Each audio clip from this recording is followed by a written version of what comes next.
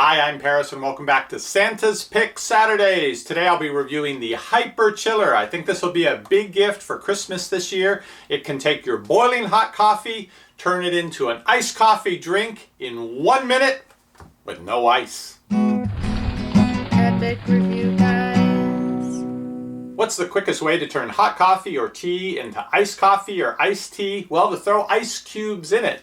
There's a different way to do it now. This system is a chamber that you freeze, and when you pour your hot liquid into it, just 1 minute you can see up to 130 degree Fahrenheit drop in temperature. I picked this up at Best Buy, it goes for about $30. Find out more about it at the link down below this video. By the way, if you've been watching my past week of Halloween decoration product reviews and you notice I'm looking a little grayer all of a sudden, what can I say? They were really scary. Now the HyperChiller has very good reviews, innovative technology, really works, amazing, those sort of comments about it. And it's on a list of the top 50 Christmas gifts for 2017. Here's the HyperChiller. I was surprised by how lightweight it is, and apparently I was wrong about it not involving ice. You're actually going to fill two different chambers with water, which will freeze into ice, but it doesn't make any contact with the liquid that you put in, so it won't dilute your coffee, your tea, or your wine, whatever you're using it to cool down. Let's see what it looks like inside. The stainless steel is food grade and the plastic parts are BPA free. So this chamber is going to fill up with water.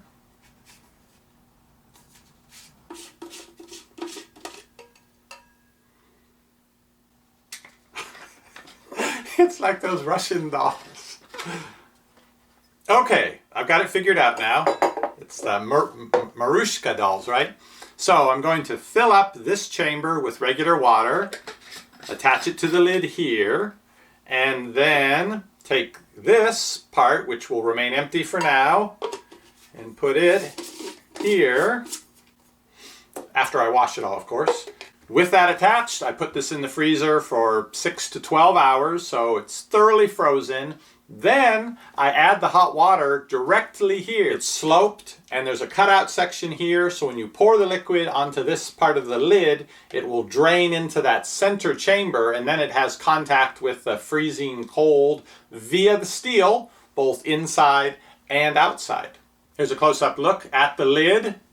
You're going to pour the liquid in here, it drains down into that cutout, and after your minute or 2 minutes, depending on whether you're using it the first time or the second time in a row and some other factors, it'll be ready to pour out from this opening. I wonder if you can drink right from it. On their instruction manual, here are the cooling times. It takes longer if you don't swirl it around. So if I make a cup of tea that's very hot, I should be able to pour it right here and get the same effect and turn it into iced tea like that. And I have my infrared thermometer, so tomorrow, after more than 12 hours in the freezer, I'll see what temperature the tea is that I pour in and what temperature the tea is when I pour it out. Good morning. The HyperChiller has been in the freezer for 18 hours, as cold as it's ever going to get. I've got everything set up here to do my testing. I've got my electric teapot. I'm going to boil water, pour it into this measuring cup, 8 ounces, with a tea bag with a very distinctive color. I'll just leave it for a few seconds. Then pour it into the HyperChiller, give it a minute of swishing, see what temperature it is when it comes out into this glass. And make a quick cup of tea.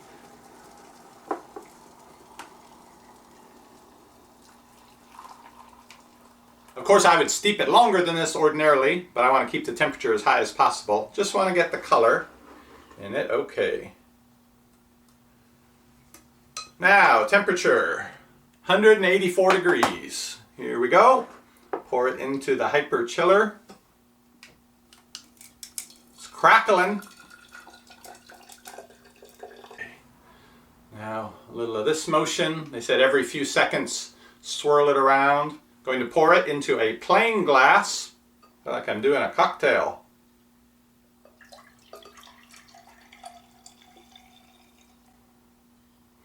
"77 degrees. Oh, but 110 degrees temperature reduction. It feels room temperature. It's about 75 in the room, so this is room temperature. Now, you'd say, okay, well, you can affect the same change just by having ice in the glass to start with. All right, so why are you going to all this trouble? I'm going to take my 77 degree temperature. Let me get this going again here first. my 77 degree temperature tea, add it to this glass of ice, then measure out 8 ounces of boiling water.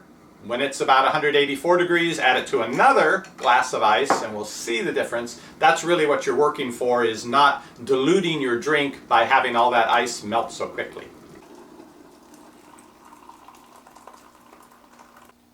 192, give it a few seconds.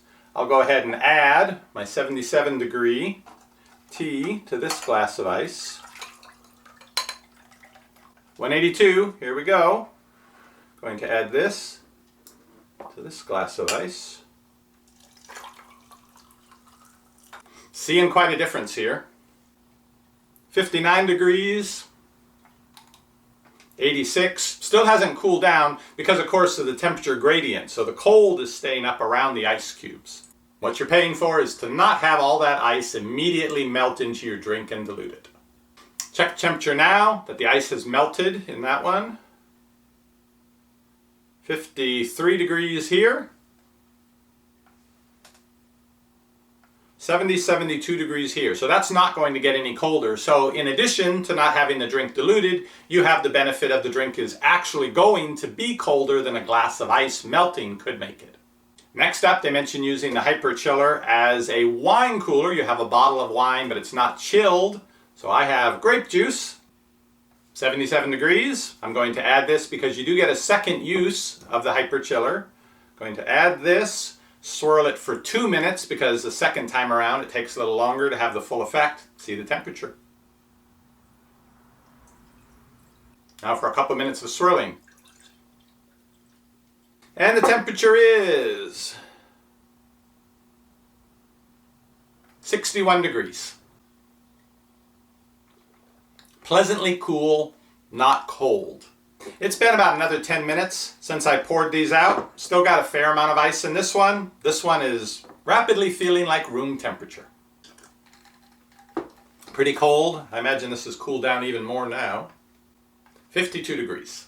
So that's the HyperChiller. It goes for just under $30. I found it at Best Buy. You can find out more about it at the link down below this video. Is it worth the trouble? Well, once set up, it's pretty easy to use. I can see using it sometimes for iced tea. I really prefer that to hot tea. For the fancy iced coffees that people get, I don't know. One factor to consider though is the price. You're gonna pay, I don't know, $3, $4 for that drink at Starbucks. If you can make it at home with this device, it would pay for itself pretty quickly. I'll be back next week with another Santa's Pick Saturday. Be sure not to miss it. See you on the next review.